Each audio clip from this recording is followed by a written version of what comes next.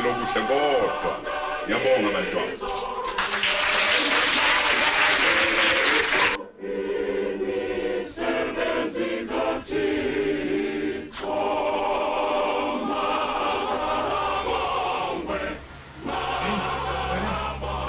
Nansi that ngilindele. Kuna wena noJohn. Nifike la nisi. Umsebenzi ujahele kabi umhlanje wena. Ngifuna ukwazi ukuthi umnumzane Robert Dlamini uhlala. uDlamini okhulumayo. Simthumbile umngakho. Sesimbambe shaka.